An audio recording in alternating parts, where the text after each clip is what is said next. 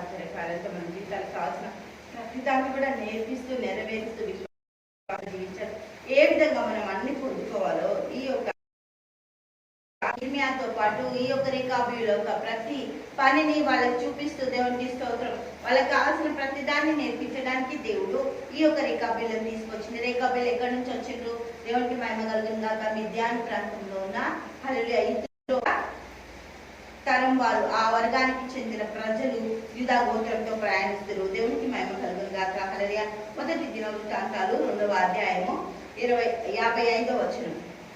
ఎబేదిలో వంశస్థులైన తిరాతీయులను, షిమాతీయులను, షకోతీయులను వీరు రేఖాబు ఇంటి వారికి తండ్రి అయిన పుట్టిన కెనీనీయుల సంబంధులు. దేవునికి మహిమ కలుగుందాక. వీళ్ళందరూ ఎవరట?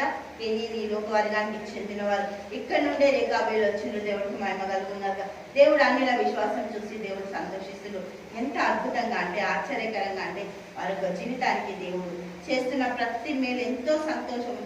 హల్లెలూయా. లూకాసు వార్త 7వ అధ్యాయము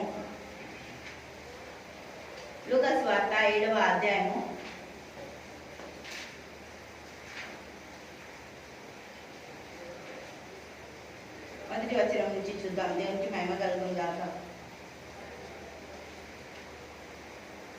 ఆయన తన మాటలన్నీ ప్రజలకు సంపూర్తిగా వినిపించిన తర్వాత కెఫెనోములోనికి వచ్చెను. ఒక శతాధిపతికి ప్రియుడైన దాసుడు ఒకడు రోగే చావ సిద్ధమై ఉండెను. శతాధిపతి యేసును గురించి విని ఆయన వచ్చి తన దాసుని స్వస్థపరచవలనని ఆయనను వేడుకొనుటకు యూదుల పెద్దలను ఆయన ఎద్దకు పంపెను. వారు యేసునద్దకు వచ్చి, నీ వలన ఈ మేలు పొందుటకు అతడు యోగ్యుడు. ఎవరు చెప్తుండంట?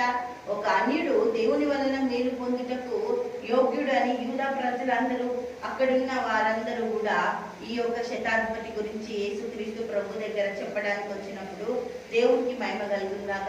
యూదులందరూ చెప్పినట్టు ఈయన యోగ్యుడు, ఈయన వినగా ఈయన నీ యొక్క అద్భుతాలు, నీ యొక్క ఆశ్చర్యకార్యాలకి విలువనిస్తాడు, నీ యొక్క మాటకి అతను విలువనిస్తాడు, యోగ్యుడు నీ స్వస్థత పొందుకోవడానికి. అతడు మన జనులను ప్రేమించి మనకు సమాజ మందిరము తానే కట్టించనని అతనితో చెప్పి మిక్కిలి బతిమాలు పొందింది. కావున యేసు వారితో కూడా వెళ్ళింది.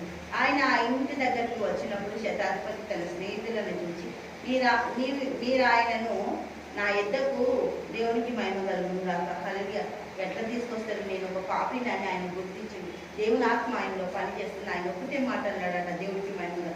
కావున యేసు వారితో కూడా వెళ్ళిన ఆయన ఇంటి దగ్గర శతాధిపతి తన స్నేహితులను చూసి, మీరు ఆయన ఎద్దకు వెళ్ళి, ప్రభువు క్షమ పుచ్చుకొనవద్దు, నీవు నా ఇంట్లోనికి వచ్చేటప్పుడు నేను పాత్రను కాను, అంత వాల్యుబుల్ నాకు లేదు, అంత నీతిమంతుని కాదు నేను, అయినప్పటికీ కూడా నువ్వు నా దగ్గరికి రావద్దు, నీ యోగ్యత నేను నేను అంత మంచివాణ్ణి కాదు. వాళ్ళు ఏమంటారు? యూదులు, యోగ్యుడు, ఈయన దేవునికి సంబంధించిన వ్యక్తి, దైవ మందిరాన్ని నిర్మించుడు, దేవుడు కొరకు జీవిస్తున్న మనిషి, ఈయన కోసం, ఈయన దాసుడి కోసం ఒక మాట సెలవీయమంటే దాసుడు ఏమంటాడు? నేను పాప, నేనంత పవిత్రుడిని కాదు, నేనంత యోగ్యుని కాదు, నువ్వు నా దగ్గరికి రావడానికి ఎక్కడ కూడా పాత్రత లేదంటాడు దేవుడికి ఇస్తున్న. అందుచేత నీ ఎద్దకు వచ్చేటప్పుడు పాత్రుడని నేను ఎంచుకొనలేదు, అయితే మాట మాత్రం సెలవు. అప్పుడు నా దాసుడు స్వస్థపరచబడు, నేను సహా అధికారములకు లోబడిన వాడు, నా చేతి కిందను సైనికులు ఉన్నారు, నేను ఒకరి పొమ్మంటే పోవును, ఒకరిని రమ్మంటే వచ్చును, నా దాసుని ఇది చేయమంటే ఇది చేయునని నేను చెప్పినట్లు పంపెను. దేవునికి మహిమ కలుగును గాక హల్లెలూయా.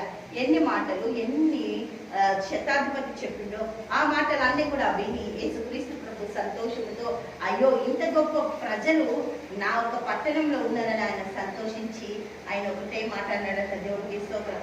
యేసు ఈ మాటలు విని అతని గురించి ఆశ్చర్యపడి తన వెంట వచ్చుచున్న జన సమూహముతో వైపు తిరిగి, ఇజ్రాయిల్లో నేను ఇంత గొప్ప విశ్వాసం నేను చూడలేదని మీతో చెప్పుతున్నాను. దేవునికి ఎవ్వరికి లేదు, ఒక అన్యుడు, యూదులకు ఉండాల్సిన విశ్వాసం లేదు. అందుకే రేఖాబీయులను తీసుకొచ్చి ఇర్మి అక్కడ ప్రకటన చేస్తున్నాడు. వినండి, రేఖాబీయులు అన్యులు, దేవుని సంబంధం కాబట్టి దేవునిలో వాళ్ళు బ్రతుకుతూ వారి జీవితాలు కట్టుకుంటున్నారు.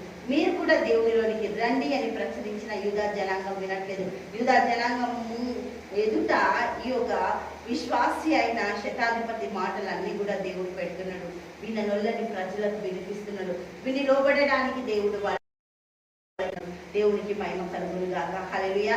తండ్రి ఏసానికి స్తోత్రాలు, గొప్పది అద్భుత ఆశ్చర్యకారాలు చేసిన తండ్రి, నీ బిడ్డలందరినీ దీవించి ఆశీర్వదించి కృప చూపించి గొప్ప ధన్యత దయచేసి నీ మహిమతో నడిపిస్తున్న స్తోత్రాలు చెల్లిస్తున్నాం. యేసు నామములో ప్రార్థిస్తున్నాము తండ్రి. ఆమేన్, ఆమేన్, ఆమేన్.